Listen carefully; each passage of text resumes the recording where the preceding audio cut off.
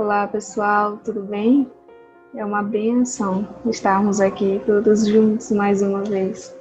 As reflexões de hoje que estão lá no livro Antologia Mediúnica do Natal, que é um livro psicografado pelo nosso querido Chico, em parceria com diversos espíritos.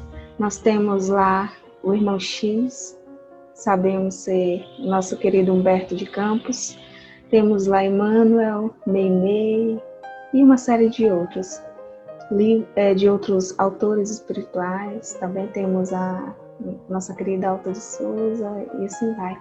As duas partes que escolhemos para refletir hoje estão meio que interligadas, porque uma levou a outra, digamos assim, que é ali o prefácio assinado pelo benfeitor Emmanuel, que tem como tema Oferta de Natal, e uma mensagem do irmão X, denominada ou intitulada Natal Simbólico.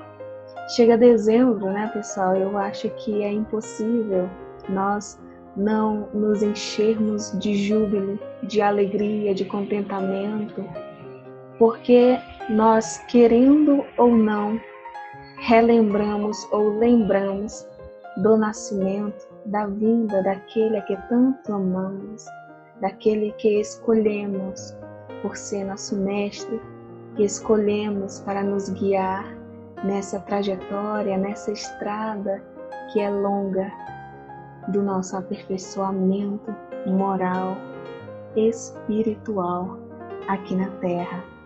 E naturalmente, eu acho que não é uma percepção só minha, mas eu acho que vocês também devem concordar, que parece que em dezembro os corações ficam mais enternecidos, ficam mais carinhosos. Talvez isso já seja aí um resquício, já seja uma evidência da nossa transformação, da substituição de sentimentos mais alvoroçados que costumamos nutrir durante todo o ano, que no período de dezembro parece que assim são como mágicas substituídos por um aroma, são envoltos por um tecido sutil de amor, de alegria, de enternecimento. Então, sem mais delongas, nós vamos começar as nossas reflexões da tarde. Desejo que elas sejam proveitosas, que encham os vossos corações daquela coisa gostosa que nós experimentamos sempre que falamos de Jesus. Oferta de Natal, prefácio do Emmanuel. Esse prefácio em especial é uma prece, é uma oração que o benfeitor faz para Jesus, para entregar, digamos assim, a atividade, entregar o livro, para apresentar o livro a Jesus, rogando que este seja uma luz nas mãos daqueles que porventura receberam. E nós paramos para pensar, porque é uma prece simples, muito singela, que nos faz lembrar muito da maneira como Jesus nos ensinou a ver a vida, a ter pela vida aquele olhar de simplicidade, aquele olhar de doçura, de ternura, de calma, de paciência, de entrega. Entende? Emmanuel, quando vai encerrar esse prefácio, ele diz assim: recebe, Senhor. Vou falar com as minhas palavras aqui, mas ele fala assim: recebe, Senhor, esse trabalho com, digamos assim, toda a humildade e todo agradecimento que possa existir dentro de nós, espíritos que estamos trabalhando, que estamos nos movimentando para servir em teu nome, no estabelecimento do teu reino no coração dos homens. E isso é bonito porque parte de uma postura ou de um pensamento de um coração que decidiu seguir com Jesus pelos caminhos do amor. E aí a gente chama Humberto, irmão X, para conversa, né? Para nos falar um pouco do Natal e do que isso significa ou tem que significar para nós cristãos. Para nós que decidimos ou que optamos por seguir Jesus, os seus ensinamentos, nessa trajetória de evolução espiritual. Vale, como nós começamos com Emmanuel, vale a gente trazer um pensamento de Emmanuel ou da maioria dos exegetas, dos estudiosos do Evangelho,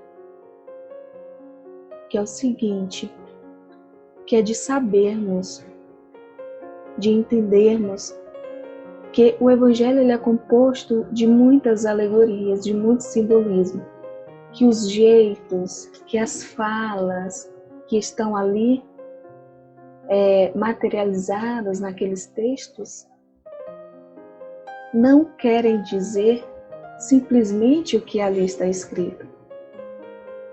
Aquilo é digamos assim, um convite para que nós aprofundemos os nossos olhos, para que nós aprofundemos o nosso conhecimento, para conseguirmos tirar o espírito daquelas letras, para enxergarmos tudo aquilo ali, todos aqueles ensinamentos, com olhos de espíritos imortais. Então, com o nascimento de Jesus, a representação do nascimento de Jesus também não é diferente. Ele também é envolto ali de uma simbologia que quer nos dizer algo, que pretende nos dizer algo, nos chamar a atenção para alguns aspectos da nossa jornada evolutiva, e que esses aspectos são contados aqui pelo irmão X nessa lição, nesse texto intitulado Natal Simbólico, que basicamente, só para contextualizar, é digamos assim, uma transcrição, o benfeitor mesmo diz, que seria uma transcrição de um ensinamento que ele e outros espíritos evoluídos receberam de um benfeitor espiritual. Um benfeitor que se dispôs a contar para eles ali o seu ponto de vista não, a contar ali para eles o que nós devemos tirar de toda essa simbologia, de todas essas questões ali que envolvem o nascimento de Jesus. Então nós vamos lendo alguns trechos, porque o texto é longo, eu aconselho que vocês leiam. Esse texto também está lá no livro Pontos e Contos, do Irmão X, mas também está aqui nessa obra Antologia Mediúnica do Natal. Então espero que vocês sintam essa vontade de querer buscar, porque realmente faz toda a diferença. Natal Simbólico. Harmonias cariciosas atravessavam a paisagem quando o lúcido mensageiro continuou. Cada espírito é um mundo onde o Cristo deve nascer. Cada espírito é um mundo onde o Cristo deve nascer. Fora loucura esperar a reforma do mundo sem o homem reformado. Jamais conheceremos povos cristãos sem edificarmos a alma cristã. Cada um de nós, cada coração que aqui está, é um coração que precisa ser redescoberto, que precisa ser inspirado para receber dentro de si o nascimento do Cristo. Jesus tem que nascer dentro de cada um de nós. É impossível a gente imaginar um mundo regenerado, por exemplo, uma palavra que está muito na moda, né? É impossível nós imaginarmos um mundo regenerado sem que antes nós imaginemos a evolução ou a regeneração, o estabelecimento de moralidade, de conceitos espirituais profundos dentro de cada coração. E o benfeitor já começa assim, já começa dizendo, olha, cada coração, cada indivíduo é um mundo diferente, é um mundo que tem coisas para ajustar, que tem coisas para aprender, que tem coisas para ressignificar. Compreende? Eis porque o Natal do Senhor se reveste de profunda importância para cada um de nós em particular. Temos conosco oceanos de bênçãos divinas, maravilhosos continentes de possibilidades, florestas de sentimentos por educar, desertos de ignorância por corrigir, inumeráveis tribos de pensamentos que nos povoam a infinita extensão do mundo interior. De quando em quando, tempestades renovadoras varrem-nos o íntimo, furacões implacáveis atingem nossos ídolos mentirosos. Quantas vezes o interesse egoístico foi o poço perverso inspirador? Examinando a movimentação de nossas ideias próprias, verificamos que todo princípio nobre serviu de precursor ao conhecimento inicial do Cristo. Aqui é importante porque a gente para refletir o seguinte. Nós vemos ali no livro A Caminho da Luz, nós vemos ali na introdução do Evangelho segundo o Espiritismo, a preocupação de Kardec em colocar um dos exemplos, a figura de Sócrates, como um dos precursores de Jesus.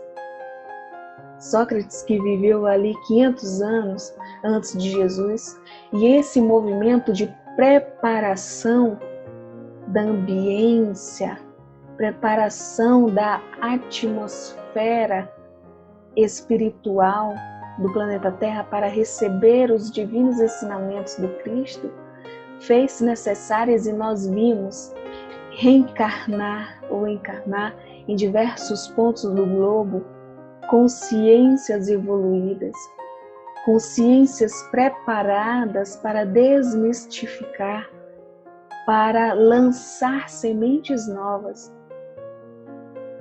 nos corações daqueles que aqui estavam naquela ocasião.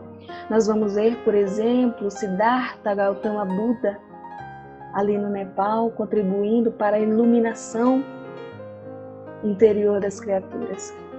Nós vamos ver o Confúcio ali na China, fazendo a mesma coisa.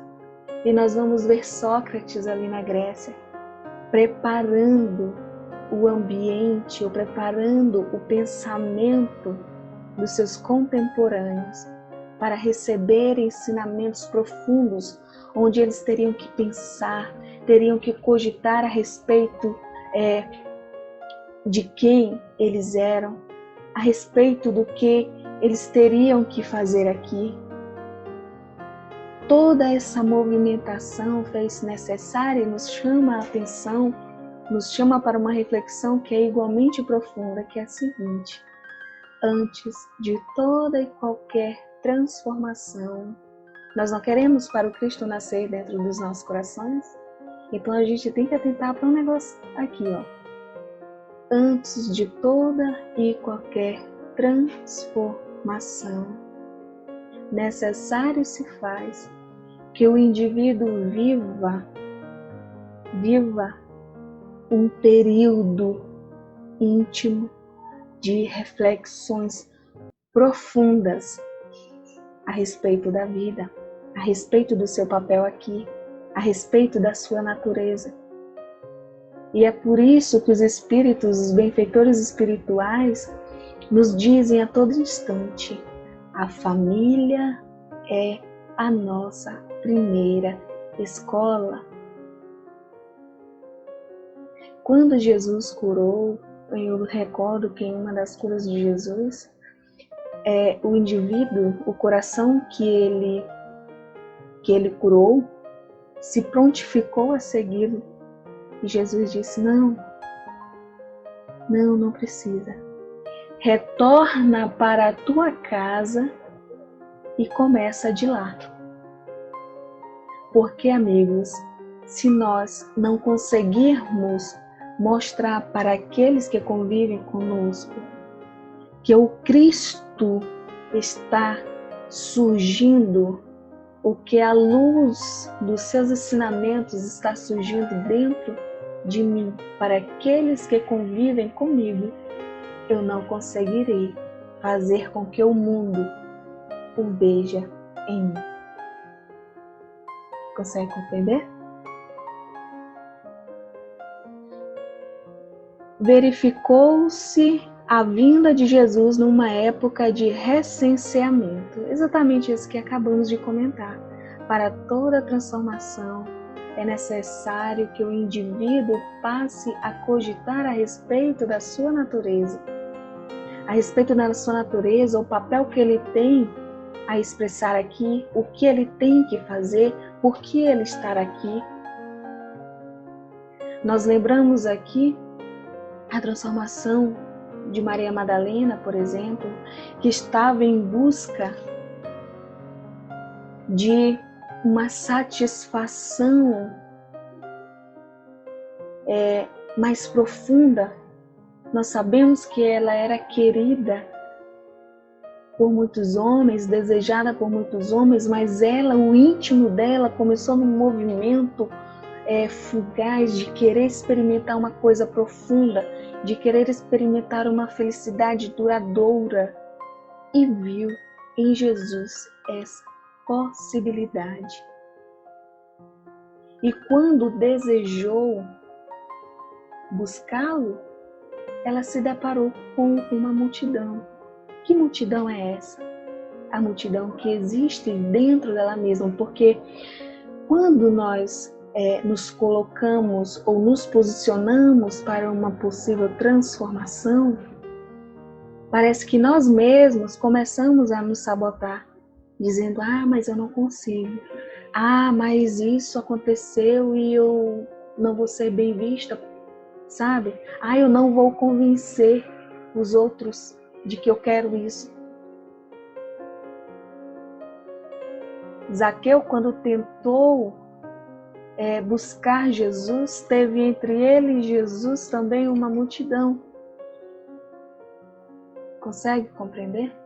Antes de toda a transformação, antes de uma renovação espiritual, nós vamos experimentar esse tipo de sentimento.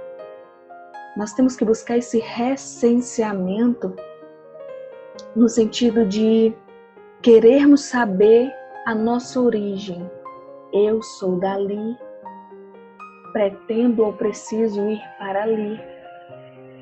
Consegue compreender? Alcançamos a transformação essencial justamente em fase de contas espirituais com a nossa própria consciência, seja pela dor ou pela madureza de raciocínio. Não havia lugar para o Senhor. Nunca possuímos espaço mental para a inspiração divina, absorvidos de ansiedades do coração ou limitados pela ignorância. A única estalagem a hóspede sublime foi a manjedoura. Não oferecemos ao pensamento evangélico senão algumas palhas misérrimas de nossa boa vontade no lugar mais escuro de nossa mente. Aqui é importante porque o exemplo da manjedoura nesse contexto do nascimento de Jesus é um convite para todos nós a exercermos a humildade.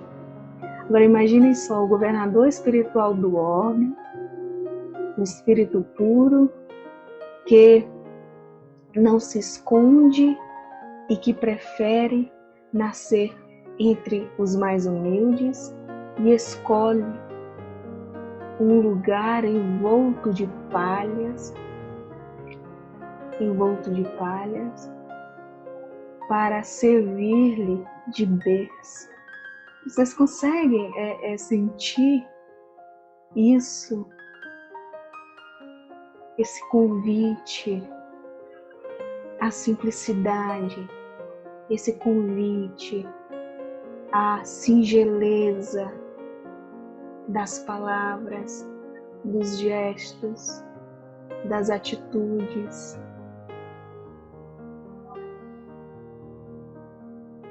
Surge o infante celestial dentro da noite. Aqui é importante porque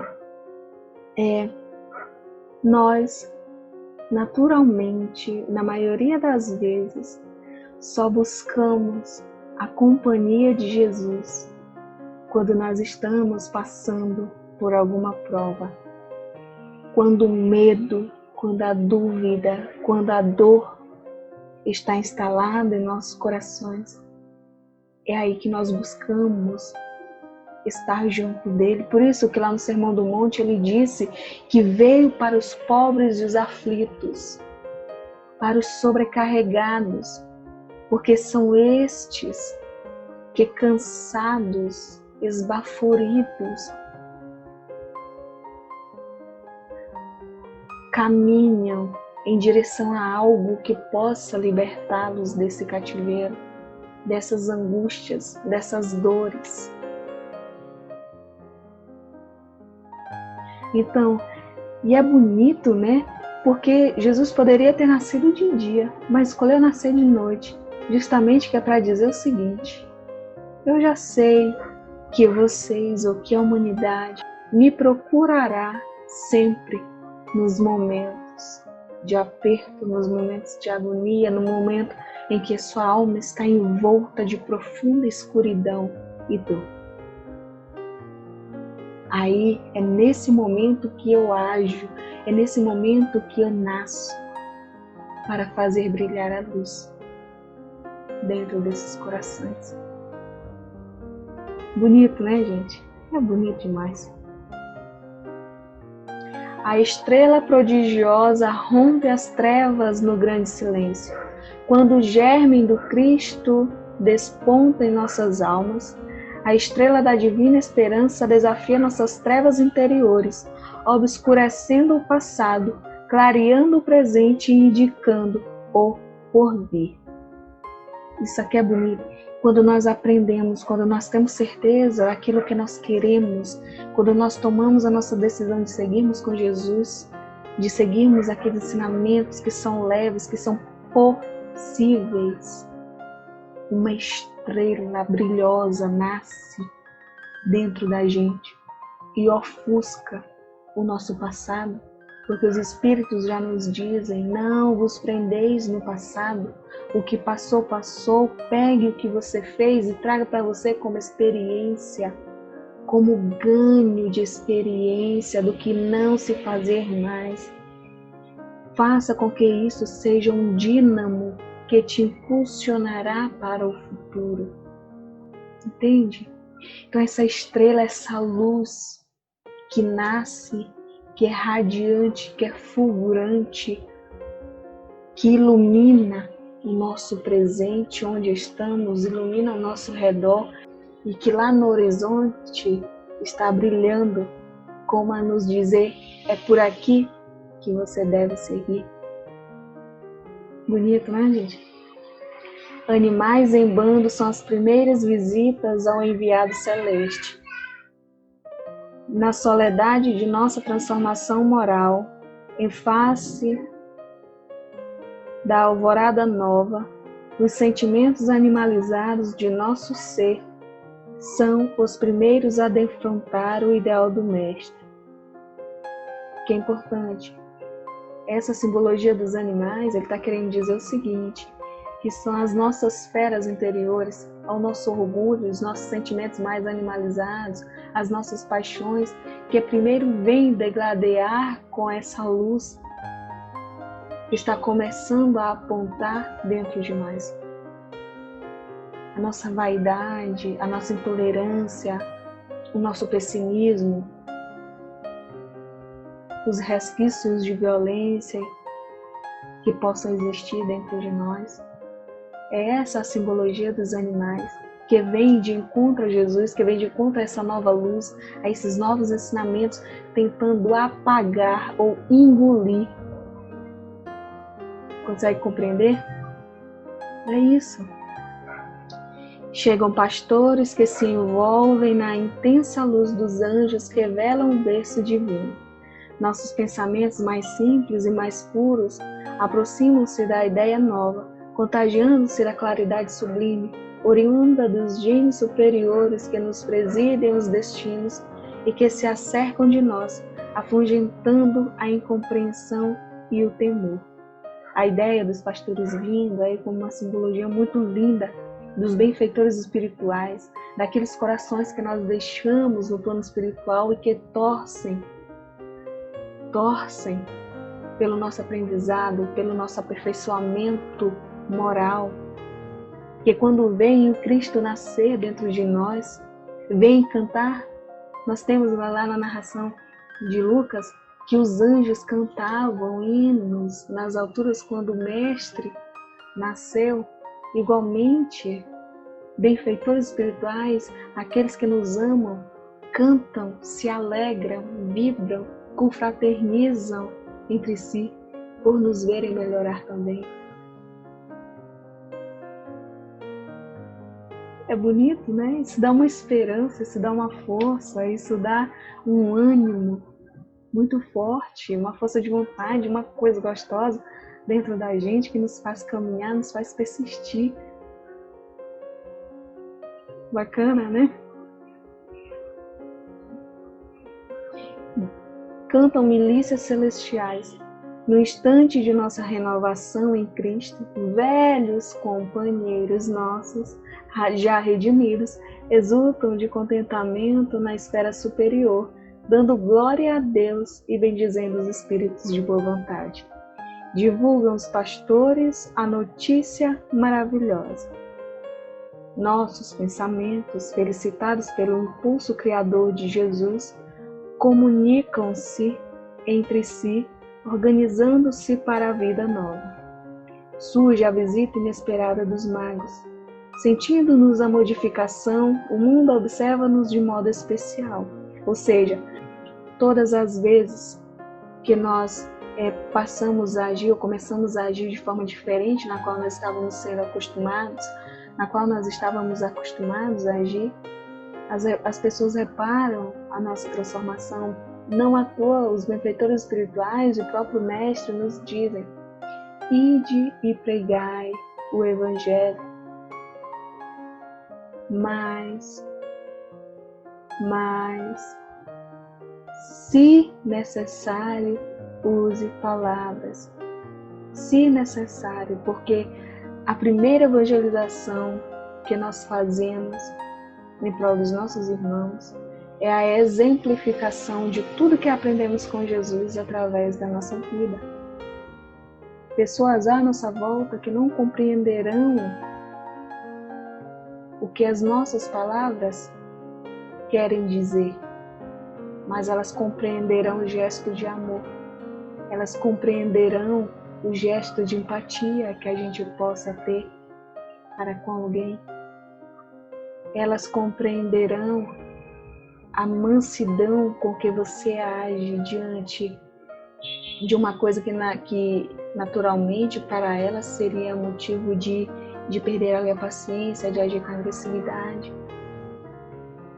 Ela repara na ternura das tuas palavras, ela repara no jeito com que você serve um copo d'água, por exemplo.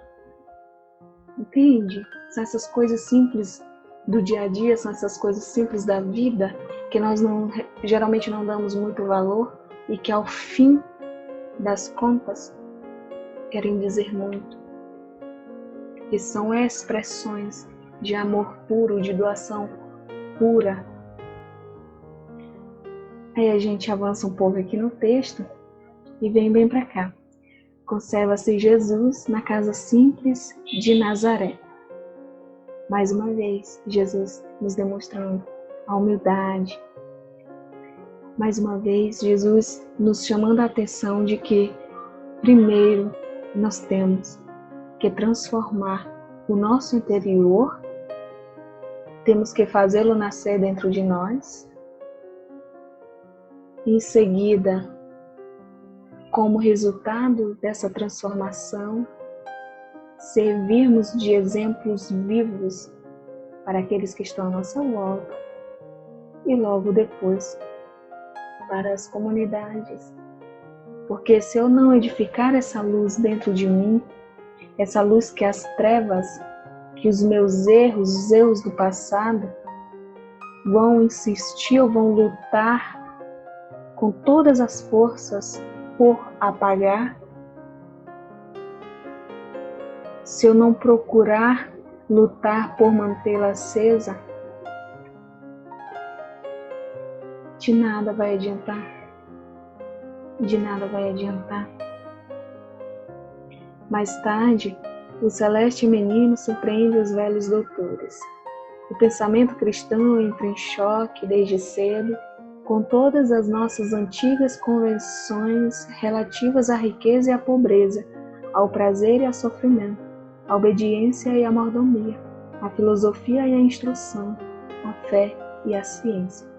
Trava-se então, dentro de nosso mundo individual, a grande batalha. A essa altura, o mensageiro fez longa pausa. Flores de luz choviam de mais alto como alegrias do Natal, banhando-nos a fonte. Os demais companheiros e eu aguardávamos ansiosos a continuação da mensagem sublime. Entretanto, o missionário generoso sorriu paternalmente e arrematou. Aqui terminam minhas humildes lembranças do Natal simbólico. Segundo observais, o Evangelho de Nosso Senhor não é livro para os museus, mas roteiro palpitante da vida. É importante, primeiro, que a gente mantenha a esperança. É importante que a gente mantenha a nossa fé viva para não deixar com que essa luz que já foi depositada dentro de nossos corações não seja consumida pelas trevas da nossa ignorância, pelas coisas que temos vergonha do nosso passado. Já pensaram se Paulo ficasse preso no passado? Se ele ficasse remoendo tudo o que ele havia feito, a busca, a perseguição que ele havia travado contra os cristãos? Já pensaram se ele tivesse se prendido, ficado preso nesses pensamentos derrotistas de que ele não seria capaz ou de que as pessoas não o entenderiam ou não acreditariam na transformação dele? Com você, comigo, também não há de ser diferente. Nós somos filhos de Deus. Dentro de nós já existe, como disse aqui no texto, um continente de possibilidades evolutivas. Não deixemos, meus irmãos, que muitos natais se passam sem que o Mestre nasça de fato dentro de nossos corações. Anos e anos passarão se nós não tomarmos a decisão de deixarmos que o Evangelho de Jesus cumpra com a sua tarefa dentro de nossos corações. O Natal é um momento onde nós devemos parar para refletirmos acerca da nossa vida. É uma bênção a gente parar pelo menos em um determinado período do ano para relembrarmos a chegada daquele que é o nosso Salvador, que é o nosso exemplo maior de amor. É uma bênção a gente já fazer isso, mas que o ideal seria que nós fizéssemos do Natal uma coisa constante em nossas vidas, auxiliando, amparando os corações que estão na nossa volta a seguirem seus caminhos, a compreenderem que eles são tão mais, que eles são tão queridos, tão importantes, e que dentro deles reside uma força que é descomunal, que o levantará todas as vezes que se fizer necessário. Que Jesus possa nascer e renascer todos os dias dentro dos nossos corações. Um forte abraço, amigos. Paz, bem, doçura e alegria para as nossas vidas. Feliz Natal para todos. Tchau.